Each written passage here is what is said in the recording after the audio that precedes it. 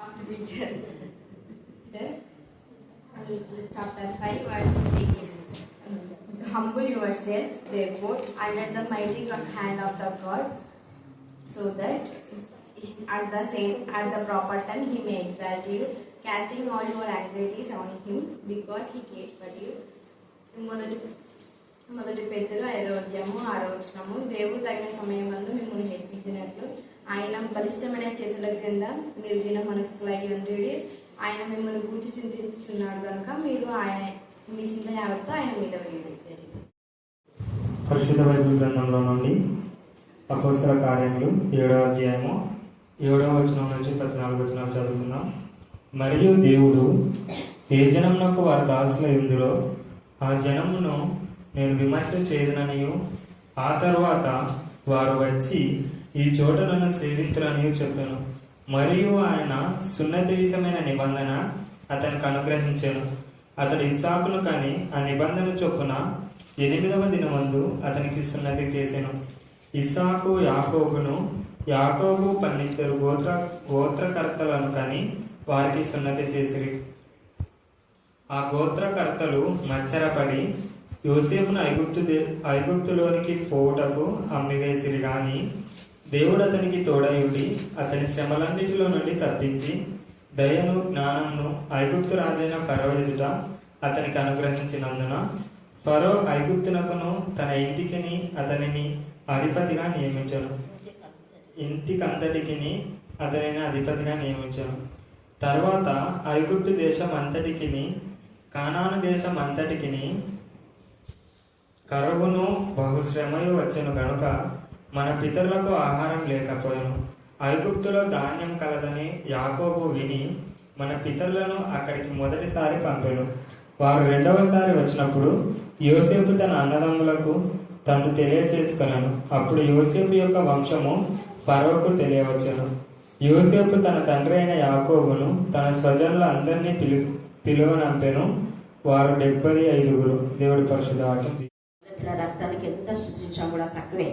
ఆశగల ప్రాణం మీరు తృప్తిపరిచే దేవుడు. ఈ రాత్రి వేళ ఎన్నో పనులున్న ఆశతో ఆసక్తితో నీ సన్నిధిలో వచ్చిన బిడ్డలు మీరు జ్ఞాపకం చేసుకొని నీ బిడ్డల పక్షంగా మీరు వ్యాఖ్యమాడదు. నీ బిడ్డలకు ఎవరు హాని చేసినా కూడా మీరు క్షమించే దేవుడు కావాలని లేఖన భాగాల ద్వారా మీరు తెలియజేశారు. అయితే మమ్మల్ని మా ప్రభావ బాధ పెట్టేవారు మా గోత్రకర్తలేని దేవుడు మా సొంత వాడేని సొంత ఇంటి వారే మా ఇంటి వారిని బాధ పెట్టుకున్నారు. సొంత ఇంటి వారే మా పైన నేరారోపణ చేస్తున్నా మీరు తెలియజేసినటువంటి వాగ్దానము దేవా తెలియజేసిన ఈ మాట అప్పట్లో జరిగింది, ఇప్పట్లో కూడా జరుగుతుంది ప్రభా. అనేక మంది ఒకరి ఇంటి వారే మరొకరి ఇంటి వారికి శత్రువులై ఉండే విధానంలో వారి నుంచి మీరు విడిపించి మీ సమాధానం చేకూర్చమని మమ్మల్ని మమ్మల్ని మీ చుట్టూకే సమర్పిస్తూ చక్కటి లేఖన భాగాలు తెలియజేసిన వీళ్ళందరినీ జ్ఞానాత్మతో నింపి నగరంలోకి చెక్కిన మూల స్తంభంలాగా మీరు తయారు చేయమని భవిష్యత్తులో మైటీ వెపన్స్ గా మీ సాక్షులుగా సాధనగా మీ ఖైదీలుగా మీ ప్రతినిధులుగా లేదా మీ సైనికులుగా నా ప్రభావం మీ శిష్యులుగా వీరిని తయారు చేయమని ఈ శ్రమను ప్రారంభిస్తున్నాం తండ్రి. ఆమేన్ ఆమేన్ ఆమేన్. ఈ యొక్క స్టెఫెన్ దేవునికి మహిమకరంగా కృపతోనూ బలంతోనూ నిండిన వాడై ఉన్నాడు. స్టెఫెన్ దేంతో నిండినాడు? కృపతోను బలముతో అని చెప్పాలి. కృపతోను బలముతో కృపతో బలంతో నిండిన వాళ్ళు బలమైన విధానంలో వాక్యం చెప్తారు. అదే అక్కడ అంటారు. ఆత్మతో శక్తితో నింపి ప్రార్థన చేశారు అపోస్తలులు. అపోస్తలులకు ఉన్న పవర్ ఇక్కడ స్టెఫెన్కి వచ్చింది. పైన వాళ్ళ పైన చేతులుంచి ప్రార్థన చేస్తున్నారు. ఆ ప్రార్థన యొక్క శక్తి ఇక్కడ ప్రార్థన ఎంత శక్తివంతమైందో అన్నది మనకి 7వ అధ్యాయంలో తేటగా తెలుస్తుంది. ఎప్పుడైతే భోజనం పంచిపెట్టడం కోసమే ఆత్మతోనూ జ్ఞానంతోనూ నిండిన 7గురిని ఎన్నుకుందంటే ఎన్నుకున్న వాళ్ళని ఊరికే మీరు ఇంకా వెళ్ళండి వాక్యం చెప్పండి అని చెప్పడం. ఏం చేస్తున్నారు వాళ్ళు? వాళ్ళ పైన చేతులు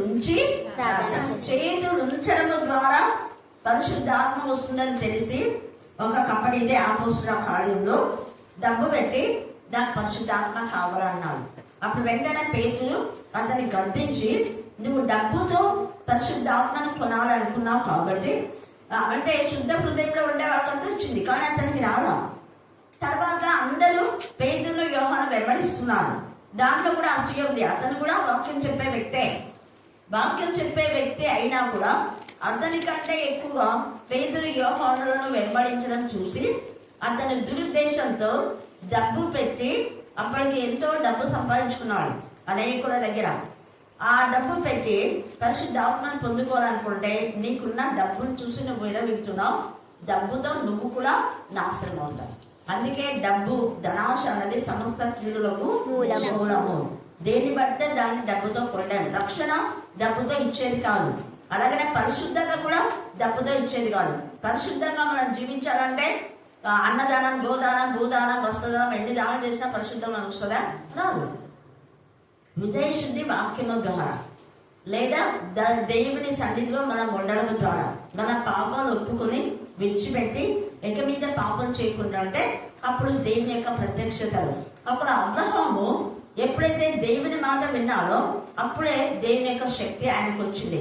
ఇక్కడ పేతురు యోహానుల పైన పరిశుద్ధాత్మ అగ్ని జ్వాలలు వాళ్ళ పైన రాలే కాబట్టి వారి ఆత్మశక్తితో పొంది వాళ్ళు ఏమని ప్రార్థన చేశారంటే, ప్రభు మాకు ఇచ్చిన ఈ ఆత్మను అనేకం పొందుకోవాలి. మీరు అపోస్తల కాలం 2:38 చెప్పారు కదా, ఇప్పుడు మీకును దూరస్తులైన వారికి ఈ వాగ్దానం వర్తిస్తుంది అని చెప్పారు. కాబట్టి మాకు మాత్రమే కాకుండా ఇంకా అనేకులు మీ ఆత్మతో నింపండి అని నిష్పక్షపాతంగా పేతురు యోహానులు వాళ్ళు అడిగినప్పుడు, ఎందుకంటే వీళ్ళు ఒకవైపు వాక్యం చెప్తున్నారు, ఇంకోవైపు భోజనం పంచిపెడుతున్నారు. అలా చేయడం ద్వారా సరైన బోధన వాళ్ళకి ఇవ్వలేకపోతున్నారు. అందుకనే భోజనం పంచిపెట్టడం మంచిది కాదు, మేము కాదు చేసేది. దానికోసం వేరే వాళ్ళని మీరు ఏర్పాటు చేసుకోవాలి. మేము వాక్యం బోధించకుండా భోజనం పంచిపెట్టడం మంచి పద్ధతి కాదు కదా. కాబట్టి మేము ఎక్కువ ధ్యానంలో ఉండాలనుకుంటున్నాం. కాబట్టి ఇది మాకు బాగా కష్టం అయిపోతుంది. కొంతమంది కాదు కదా, ఒక చోట 3,000 మంది, ఒక చోట 5,000 మంది పురుషులు, ఇంకా అంతకంటే ఎక్కువ స్త్రీలు ఉన్నారు. ఇంతమందికి భోజనం పంచిపెట్టాలంటే మేము వాక్యం ధ్యానించడం, దేవుడితో మాట్లాడడం టైం మాకు సరిపోదు. కాబట్టి మీరు ఎవరినన్నా ఎన్నుకోండి ఆత్మతో. అందుకే ముందే చెప్పినాడు, ఆత్మతోను జ్ఞానంతోను నిండిన 7 ఎన్నుకోండి అన్నారు. 7 అంటే పరిపూర్ణ సంఖ్య. వాళ్ళు వీళ్ళందరి పైన చేతులు ఉంచినప్పుడు వీళ్ళకి ఏ పవర్ అయితే వచ్చిందో ఆ పవర్ వాళ్ళకి వచ్చింది. వాళ్ళలో ముఖ్యంగా స్టీవెన్ కి ఎక్కువ వచ్చింది. హల్లెలూయా, హల్లెలూయా, హల్లెలూయా, హల్లెలూయా. కారణం ఏంటంటే స్టెఫెను పూర్తిగా తన హృదయంలో సమర్పించుకున్నాడు. మనం చేతి ఉంచినా కూడా ఎవరినైనా పరిశుద్ధాత్మ రాలేదంటే వాళ్ళు హృదయము దేవునికి సమీపంగా లేదు, వాళ్ళు యథార్థంగా లేరు, వాళ్ళు నిజాయితీగా లేరు, పరిశుద్ధంగా లేరు. ఇంకా దేవుని విషయంలో పూర్తిగా చేయాలన్న తపన తృష్ణ లేకపోతే కూడా పరిశుద్ధాత్మ రాడు. ఇక్కడ స్టెఫెను తను సమర్పించుకున్నాడు. ఎప్పుడైతే మీరు కోరుకున్నారో తన ఇంటిని, తన స్వార్థంలో, తన సొంత ఆలోచన, అభిలాష అన్నీ కూడా చచ్చిపోయినాయి, చంపేసిన. అందుకనే ఎక్కువగా ఆత్మతో నింపబడి ఎక్కువగా పరిచయం చేసిన. ఇక్కడ 7 మందిలో స్టెఫెన్ దే రాయడానికి కారణం ఏంటంటే స్టెఫెన్ ద్వారా అనేక మహత్కార్యాలు, అద్భుతాలు జరుగుతున్నాయి. అప్పుడు పేతురు యోహానులు అసూయపడ్డారు. అలాగనే ఈ స్టెఫెన్ కూడా ఎంత తగ్గించుకొని చెప్తున్నాడు, సాక్ష్యం చెప్తున్నాడు. స్టెఫెన్ కూడా అనేక చోట్ల పేతురు యోహానులు ఇలా ప్రార్థన చేశారు, దేవుడు నన్ను వాడుకుంటున్నాడు. అవన్నీ రాయడానికి పుస్తకాలు వాళ్ళు చాలా తగ్గింపు స్టెఫెన్కి. అవన్నీ చూసి వీళ్ళంతా చాలా మంది అసూయపడి ఈ యాజకులైనటువంటి వాళ్ళు, ప్రధానులైన వాళ్ళ అధికారులు మమ్మల్ని వెంబడించలేదు, స్టెఫెన్ వెంబడిస్తున్నారు. అక్కడ నేను పేతురు యోహానులు వెంబడించాలని వాళ్ళని కొట్టారు, వాళ్ళని బలపడి. ఇప్పుడు మళ్ళీ స్టెఫెన్ పైన అబద్ధ సాక్ష్యాలు చెప్పారు. 13వ వచనంలో మనం చూసుకున్నాం. మళ్ళీ మీకు అది రిపిటేషన్ వినండి. వాళ్ళము 13వ వచనం చదవండి. 6:13. అతనిని పట్టుకొని మహాసభ ఎద్దకు తీసుకొని పోయంటే ముందే యేసే చెప్పాడు, మీరు నా నామం నిమిత్తమై వాక్యం ప్రకటిస్తుంటే అనేక మంది అధికారుల దగ్గరికి, రాజుల దగ్గరికి మేము తీసుకొని వెళ్తారు, కానీ మీరు ధైర్యంగా ఉండండి. ఆత్మ అప్పుడు మీకు ఏం చెప్తుందో అదే మీరు చెప్పండి, భయపడద్దండి. వాక్యం చెప్పడానికి వాళ్ళకి ఏం ప్రత్యుత్తరం ఇవ్వాలని మీరు దిగులు చెందొద్దు. దేవుడు అయినా నేనే మాట్లాడతాను, పక్షంగా నేను ఉంటాను. వాళ్ళు ఎవరిని బాధపరచారు, ఒకవేళ బాధపరిస్తే వాళ్ళకి తగిన శిక్ష ఖచ్చితంగా వస్తారు. ఇప్పుడు 7వ అధ్యాయంలో మనం చూసుకుంటాం ఆ విషయాన్ని. ఇక్కడ చూడండి, అందుకే సాక్షులను అబద్ధ సాక్షులు నిలబెట్టి వారు ఈ మనుషులు ఎప్పుడునూ ఈ పరిశుద్ధ అసలు ఆయన వాక్యం చెప్తుంటే తండ్రి అయిన దేవుడి యొక్క మహిమను యేసయ్య జనన మల పునరుద్ధానం తెలియజేస్తూ పేతురు యోహానులు మమ్మల్ని నియమించారని ముందు చెప్పి ఆయన వాక్యం చెప్తా ఉంటే దేవాలయం గురించి, దేవాలయం పేరే ఎత్తలేదని. కాకపోతే మన హృదయము దేవాలయం శుద్ధిగా ఉండాలని చెప్పి ఉండొచ్చు. అలాగే చెప్పినందుకు వీళ్ళు మార్చుకున్నారు. మన మందిరము ఎంత శృంగారమైన మందిరం, ఎన్ని లక్షలు పెట్టి కట్టించినా, ఇంతమంది కట్టిస్తే ఆ మందిరం పైన మాట్లాడుతున్నారు అంటే అంటారు కదా. మీ బతుకులు సరి చేసుకుంటే చర్చిని అన్నారు. సేమ్ ముందే ఇది నాకు తెలుసు. ఇది చదివేటప్పుడు ఎప్పుడో ఒకసారి ఇది రైజ్ అవుతుంది అనుకున్నా, రైజ్ అయింది కూడా. ఇక్కడ వీళ్ళు యేసయ్య గురించి ఈయన చెప్తా ఉంటే, వీళ్ళు అబద్ధంగా పరిశుద్ధ స్థలమునకు మన ధర్మశాస్త్రమునకు విరోధంగా మాట్లాడుచున్నాడు. ఈ నజరేయుడైన యేసు ఈ చోటున పాడు చేసి, యేసయ్య పాడు చేశాడు. చూడండి, యేసయ్య ఏమన్నాడు, ఇది 3 రోజులు నేను పడగొట్టి మళ్ళా కడతానన్నాను. అదే ఆయన యొక్క మరి పునరుద్ధాన దేహము గురించి ఆయన చెప్తే, ఈ గొర్రెలకు అర్థం కాదు. ఇవి మంచి గొర్రెలు కాదు, చెడ్డ గొర్రెలు. తప్పుడు త్రోవలో వెళ్ళేటువంటి గొర్రెల జన్మం ధరించుకున్న తోడేలు. గొర్రెలు కాదు, ఏంటివి? తోడేలు కాబట్టి తోడేలు స్వభావమే. అవి నశింప చేయడానికి, హత్య చేయడానికి బాటికే వస్తాయి, దొంగతనం, ఇంకా బయటికి రావాలి. అలాగా వీళ్ళు కలిపి చెప్పారు. మోషే మీద కూడా చెప్పారు. అప్పుడు వెంటనే మోషే మీద చెప్పినందుకు మోషే గురించినటువంటి వివరాన్ని చెప్పడానికి దేవుని దూత వలె ఆయన ముఖం కనపడింది. అంటే దేవుని శక్తి ఆయన పైకి వచ్చింది. హల్లెలూయా, హల్లెలూయా, హల్లెలూయా, హల్లెలూయా. ఆ శక్తి ద్వారా గతంలో తన పితరుల గురించి ఎంత మెమరీ చేసుకున్నాడు. అసలు అంతగా పితరుల గురించి తెలియచేసుకొని ఇలా చెప్తున్నాడు. ధర్మశాస్త్రం బాగా చదివాడు. అందుకని ఆయన రక్తపు హీమోగ్లోబిన్ లో ధర్మశాస్త్రం ఉంది కాబట్టి అబ్రహాము గురించి ఆయన మొదట ఉన్నటువంటి మెసొపొతామియా, ఇక్కడ మెసొపొతామియాలో ఉన్నప్పుడు మహిమ గల దేవుడు అతనికి ప్రత్యక్షమైనాడు. దేవుడి ప్రత్యక్షమైతేనే ఆయన ఆ ప్రదేశాన్ని, బంధువుల రక్షణని అందరినీ విడిచిపెట్టి దేవుడిని చూపించాడు ప్రదేశంలో. హారాన్ అని దేవుడి ముందు చెప్పడాలి. కానీ దేవుడు వెళ్ళమన్న చోటికి వెళ్ళాడు. ఏ ఊరు, ఏ పేరు ఏం చెప్పడం, ఊరికే ఇది విడిచిపెట్టు, ఇది విడిచిపోతా, నేను చూపించేదానికి వెళ్ళాను. అది విడిచిన తర్వాత దేవుని ఆశీర్వాదం వచ్చింది. కానీ విడవమని చెప్తే లోతుని తీసుకువెళ్ళాడు. లోతు పోయే వరకు మళ్ళీ ఆశీర్వాదాలు లేవు. దేవుని మాట చాలా ఖచ్చితం.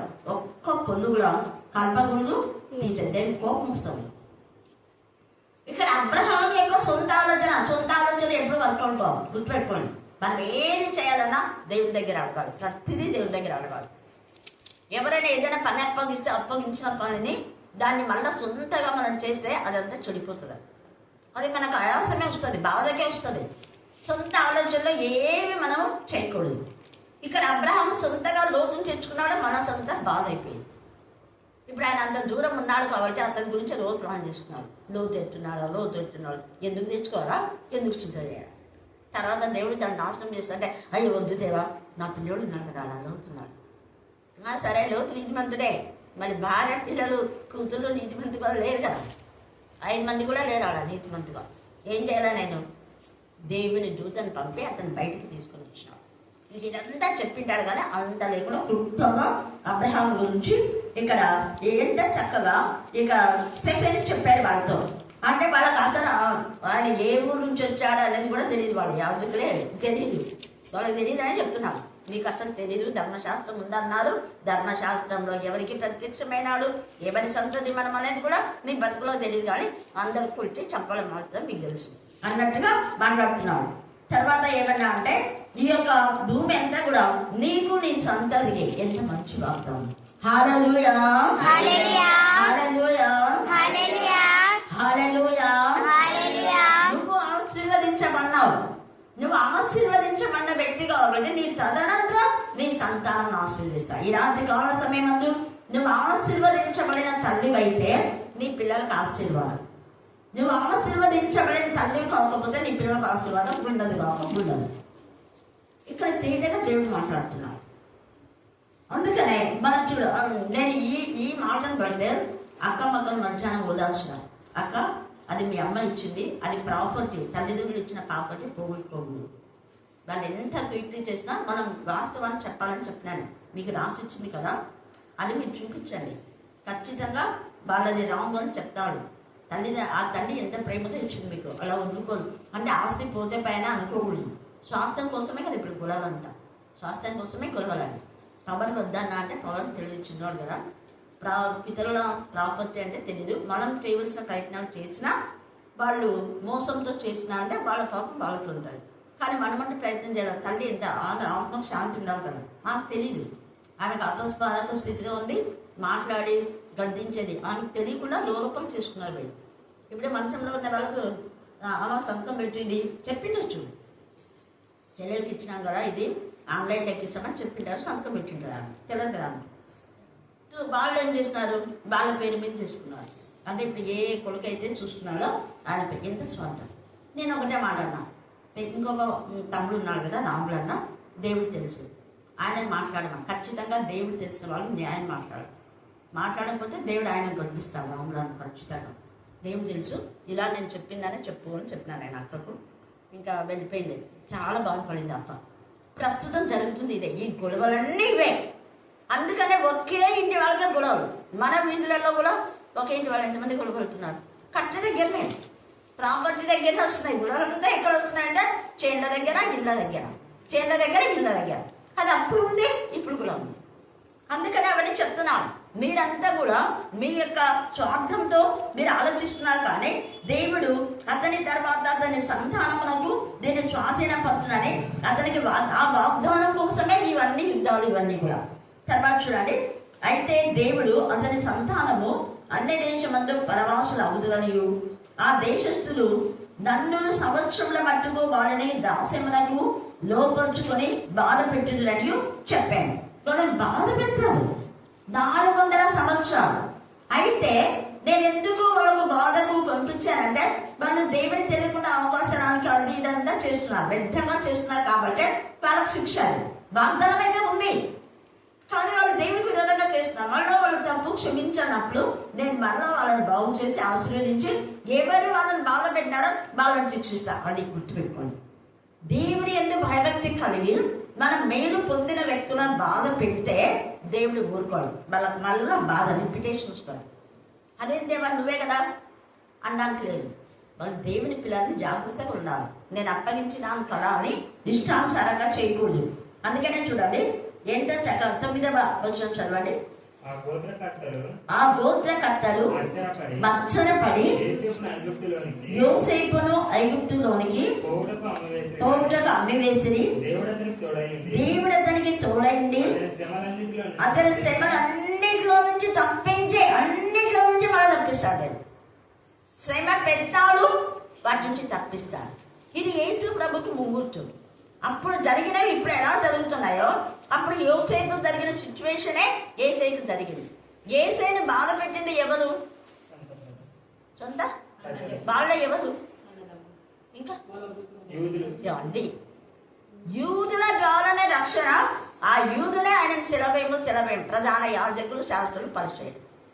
చూసారా? ఎందుకంటే ఆయన అందరూ అప్రిషియేట్ చేస్తున్నారని అచ్చుగా దేవుడే దేవుడే దేవుడే ఏసై లేడే ఏం లేడు, ఇంకా దేవుడే ఇంకా దేవుడే. దేవుడు కాదని ఎవరన్నారు? కానీ అదే దేవుడే కదా ఏసై పంపింది. వీళ్ళ స్లోగన్ అంతా ఏమంటే దేవుని దగ్గరికి రండి, దేవుని ఆరాధించండి, దేవుని సృష్టించండి, దేవుని మహిమపరచండి, దేవునికి ప్రార్థన చేయండి. యేసుప్రభు వెంట ఎందుకు తిరుగుతారు? మరి యేసుప్రభు పంపింది దేవుడే కదా. ఆ స్లోగన్ వీళ్ళదంతా శిష్యుడు దేవుడే పంపాడు. ఇక్కడ కూడా చెప్తున్నాడు, ఆ సంతానంకు నేను ఇస్తానని దేవుడే చెప్పాడు. అబ్రహామును బట్టి సంతానం ఆశీర్వదిస్తాడు. యేసు ప్రభుని బట్టే మిగతా బ్లెస్సింగ్స్ అదే దేవుడు ఇస్తాడు. దేవుడే యేసుని పంపాడు, దేవుడే శిష్యులను పంపాడు, దేవుడే మోషేని పంపాడు. అది కూడా ఇందులో ఉంది. ఒక్కొక్కరి గురించి ఇక్కడ తెలియచేస్తూ ఉన్నాం. అందుకని ఇక్కడ ఇనుము అతని బాధించింది యోసేపును. యేసు ప్రభును కూడా ఆ కొరడాలకు 9 కొక్కెలు అంటే ఇనుప గుళ్ళు ఉంటాయి. యోసేపుని ఎలాగా ఇనుమును అతని బాధించిందని రాయబడినట్టుగా యేసు యొక్క శరీరం పైన ఆ కొక్కెలతో కొట్టినప్పుడు ఆ ఇనుముతోనే ఆయన శరీరాన్ని అంతా కూడా చీల్చబడతారు. ఇంత గుళ్ళు ఉంటాయి, చన్నగా కొక్కి అట్లుంటుంది అనమాట. అంటుంటుంది అంతే, ఇట్లా కొట్టి ఇట్లా లాగుతారు.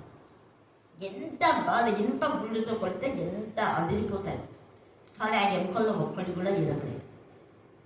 అక్కడ 2 దొంగల్లో వాళ్ళని కొట్టారా లేదో మనకు తెలియదు, కానీ మొత్తానికి వాళ్ళ కాళ్ళు అలా విరగకపోతే వాళ్ళ కాళ్ళు ఇరగొడతారు. ఏసే కాళ్ళు ఇరగొట్టాలని చూస్తే అప్పటికి ఆయన చనిపోయినాడు. కాబట్టి ఇంకేం చేయలేదు, అది లేఖనం నెరవేరినాడు. ఆయన ఎముకల్లో ఒకటైనా విరగదు, శరీరం అంతా గాయపరచబడినా ఒక్కటైనా ఎముకలు ఎంత తేడా ఉంది. ఆ ఎముకల ద్వారా తండ్రి దగ్గర మరలా న్యూ ఫౌండేషన్ చేస్తున్నాం. రిజరెక్షన్, పునరుద్ధాన శరీరంలో ఆయనకి ఇవ్వబోతున్నాం. యోసేపుకి ఏం జరిగిందాక అక్కడ యోసేపు ద్వారా 7 సంవత్సరాల కరువులో అనేక మంది ప్రజలందరూ బ్రతకడానికి ఆహారము యోసేపు ద్వారా వచ్చింది. మన యోహాను సువార్త 6వ అధ్యాయంలో 48, 49 చదవండి. యోహాను సువార్త 6వ అధ్యాయం 48, 49. నివసించువాడు నిత్యం జీవగలవాడు, జీవాహారం నేనే. పై నుంచి వచ్చే మన్నాను మీరు భుజించిన కానీ జీవాహారము నేనే. ఆ జీవం అంటే ఈ వాక్యమే.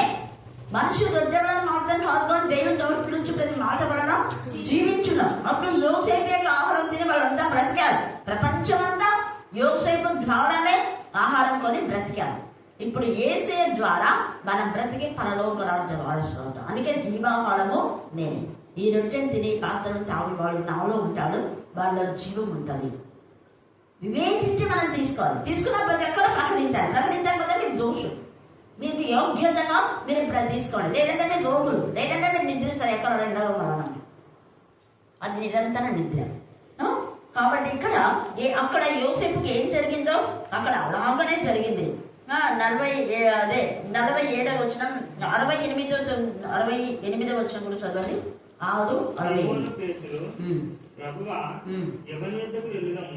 అక్కడ ఇవన్నీ జరిగేటప్పుడు అందరు చెదిరిపోతా ఉంటే ఇస్కరియోతు అప్పుడే కూడా మొదలు పెట్టారు. రోజు ఉండే ప్రధాన యాజకులతో మాట్లాడుకుంటున్నాడు. వీళ్ళు ఎవ్వరు 11 మంది మాట్లాడారు. కానీ ఈ యొక్క ఇస్కరియోతు యూదా పెద్దలతో, యాజకులతో, అంత పెద్ద వాళ్ళతో మాట్లాడుకుంటున్నాడు. అలా మాట్లాడి యేసు ప్రభు ఎంత కాలం ఉంటాడే దానివల్ల మీకు సపోర్ట్ ఉంటాడే అంటున్నాడు. తెలియదు. యేసు ప్రభు చచ్చిపోయిన తర్వాత మనమంతా కలిసి రాజ్యం వెళ్తాంలే అని చెప్పినాడు. అప్పటి నుంచి స్టార్ట్ అవుతుంది. ఇంకా యేసే అన్నాడు, మీరు కూడా వెళ్తారా ఏమన్నా పోండి అన్నాడు. అంటే అప్పుడు ఏమంటాడు పేతురు? ఏమని చదవమ్మా. సీమోను పేతురు, ప్రభువా ఇవన్నీ ఎందుకు వెళ్తాం యేసయ్య? వాళ్ళు వెళ్ళినారు కదా, మీరు కూడా పోండి. విసుకొచ్చింది యేసయ్య. ఎన్ని అద్భుతాలు చేసి, ఎన్ని ఆశ్చర్యకాలు చేసి వెళ్ళి అక్కడి నుంచి వెళ్ళిపోతున్నారు. ప్రభా మేము ఎక్కడికి వెళ్తాము? ఏమున్నాయంట నీ దగ్గర? నీవే నిత్య జీవపు మాటలు కలవాడవు, నీవే దేవుని పరిశుద్ధుడమని విశ్వసించి ఎరిగి ఉన్నామని ఆయనతో చెప్పని. విశ్వసించి మేము ఎరిగిన మాట మేము పోం. ఇది నిజమైనటువంటి. నేను అదే ఈరోజు మేరకుగా అంటే బండారు వాళ్ళ ఇంట పాము వచ్చంటే పాములతో సావాసం చేస్తే పాములు వస్తాయి. చేస్తాను నేను చెప్పింది కరెక్టేనా? కరెక్టే కదా. అవి స్నేహాలు అయిపోతాయి అన్నమాట. నేను అనుకున్నాను ఎప్పుడు పాములతో మాట్లాడుతుంటాడు. అందుకే పాము చంపడానికి వచ్చింది కానీ దేవుడు ఏదో చంపేసినారు. ప్రాణం చేయమని అక్క దగ్గర పంపిస్తే నా ప్రార్థన చెల్లదు, పాస్టర్ మా ప్రార్థన చెల్లుతుంది అన్నా. అక్క బాగున్నాడు. ఎందుకంటే ఇక్కడనే రక్షణ ఉంది. ఈయన ఫస్ట్ వాక్యం చెప్పింది. బండరాజు, మైకలు వీళ్ళంతా ఇక్కడ ఫస్ట్ చెప్పినారు వాక్యం చెప్పి మళ్ళీ ఇప్పుడు మళ్ళీ ఏమన్నా అంటే అక్క నేను ఫుల్ సపోర్ట్. అవును, ఇదే సపోర్టే. హల్లెలూయా, హల్లెలూయా, హల్లెలూయా. చేసినవి ఎప్పుడు మర్చిపోకూడదు. ఒక దొంగ జీవితాన్ని బాగు చేస్తే విశ్వాసఘాతకులే మళ్ళీ యేసయ్యని ఇచ్చిపెట్టి ఆ ప్రధాన యాజకుడు వీళ్ళతో చుట్టూ తిరుగుతున్నాడు.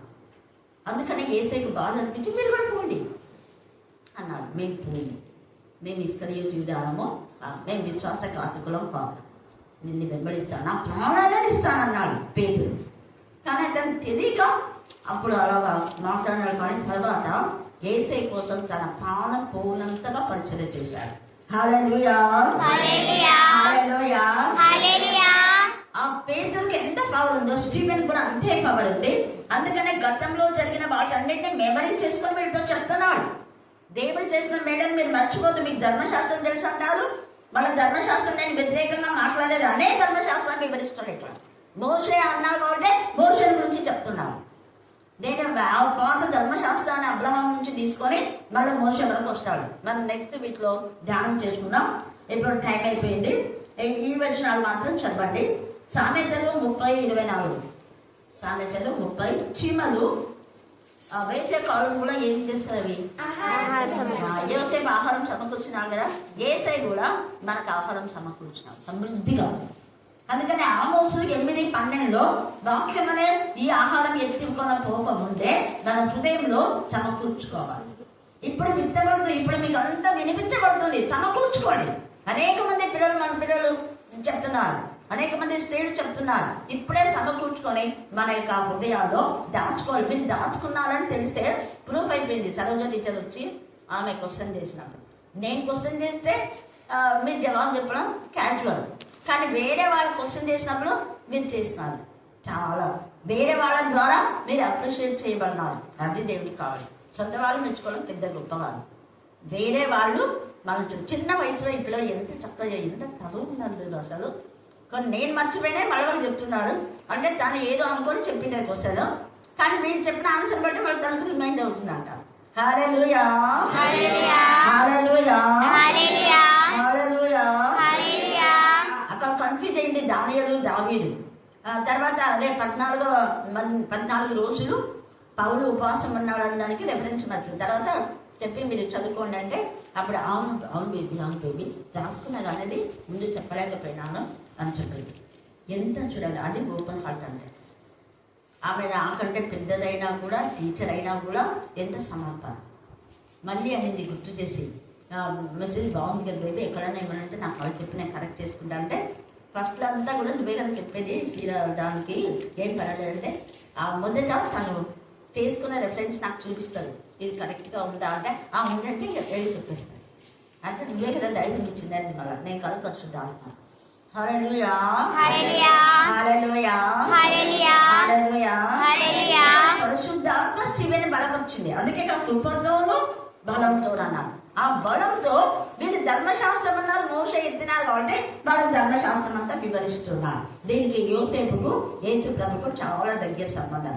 యోసేపు ఎలా పరిశుద్ధతను కాపాడుకున్నాడో యేసు కూడా పరిశుద్ధతను కాపాడుకున్నాడు. యోసేపు ఎలాగ ఇనుము బాధించిందో యేసుని కూడా ఇనుము బాధించే. చెరసాలంటే ఒక సమాధి. మళ్ళీ అక్కడి నుంచి వచ్చిన తర్వాత మా ఇంటి గొప్పగా ఆస్వాదించారు. యేసు చనిపోయి తిరిగి లేచిన తర్వాత ఇన్ని ఆత్మలు వచ్చినాయి. ఇంకా చాలా మంది మనము ధ్యానం చేసుకుంటే దేవుడి మీద మాట్లాడతాడు. దేవుడు ఈ వాక్య భాగం దీవించి ఆశీర్వదించుగాక. ఆమేన్, ఆమేన్. పది బిడ్డ సంవత్సరం తీర్మానం చేయండి నాయన, మా గొప్పతనం ప్రభా. నీ మాట చొప్పున నాయన నువ్వు దేశాన్నే పరిపాలించే దేవుడు ప్రభా. నీకే స్తోత్రములు నాయన, స్తోత్రములు చెల్లిస్తున్నాను ప్రభా. నాయన నా ప్రభా, నా తండ్రి ఇక్కడ చేరిన ప్రతి బిడ్డకు నా తండ్రి నాయన సమస్యలతో ఉన్నారేమో నాయన, సమస్యలన్నీ తీర్మానం చేయడానికి స్తోత్రాలు నాయన. నాయన నా ప్రభా, నీకు అనేకమైన వందనాలు, స్తుతులు, స్తోత్రములు తండ్రి. ఇంతవరకు నీ వాక్యం విన్న బిడ్డలు ఇంటి కాడంలో కూడా ఇంటే వాళ్ళని వసి నాయన ప్రేమించండి ప్రభా. నీకే స్తోత్రములు నాయన, స్తోత్రములు ప్రభా. నా నాయన నా తండ్రి అక్కడ ఎంతో లోతైన మార్గంలో మాటలు చెప్పుచున్నాను నాయన. నా తండ్రి నాయన ధైర్యాన్ని, శక్తిని, ఓర్పుని, నెమ్మదిని, శాంతి, సమాధానాన్ని కలగజేస్తాను ప్రభా. నీకు అనేకమైన వందనాలు, స్తుతులు, స్తోత్రములు తండ్రి, స్తోత్రములు ప్రభా. నా నాయన నా ప్రభా, నా తండ్రి ఇరుగును బట్టి, పొరుగును బట్టి, ప్రతి బిడ్డను బట్టి నాయన దీవించండి, ఆశీర్వదించండి, బలపరచండి తండ్రి. నాయన దేశము, దేశ నాయకులను కూడా నాయన దీవించి ఆశీర్వదించి నాయన నీ సత్యం ఎరిగి వాళ్ళు న్యాయం చేయటకు సాయం చేయ ప్రభా.